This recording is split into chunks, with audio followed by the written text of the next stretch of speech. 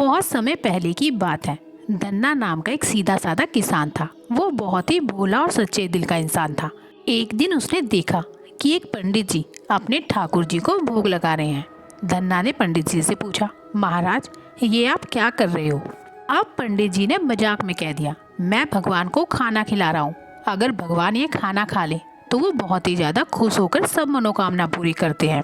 अब ये बात धन्ना के मन में बैठ गई। उसने भी पंडित जी से एक पत्थर की मूर्ति मांग ली और अपने घर ले आया। घर पहुंचकर धन्ना ने बाजरे की रोटी बनाई, मक्खन रखा और मूर्ति के आगे थाली सजा दी। उसने आंखें बंद की और कहा, हे भगवान आइए और भोजन ग्रहण कीजिए। अब काफी समय बीत गया लेकिन मूर्ति तो वैसी ही रही। धन्ना को लगा कि शायद भगवान उससे नाराज है। उसने ठान लिया कि जब तक मेरा ठाकुर खाना नहीं खाएगा तब तक मैं भी दाना मुंह में नहीं डालूंगा। अब एक दिन बीता, 2 दिन बीते और धन्ना भूखा प्यासा बैठा रहा। बस एक ही रट लगाए, ठाकुर जी खाना खा लो। उसकी निस्वार्थ भक्ति और अटूट विश्वास ने ईश्वर को मजबूर कर दिया।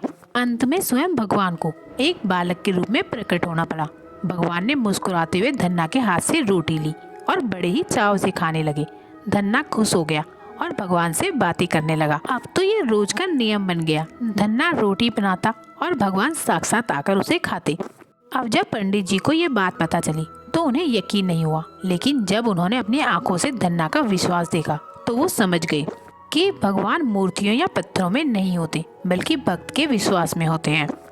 भगवान को पाने के लिए बड़े बड़े मंत्रों की नहीं बल्कि एक साफ और मासूम दिल की जरूरत होती है।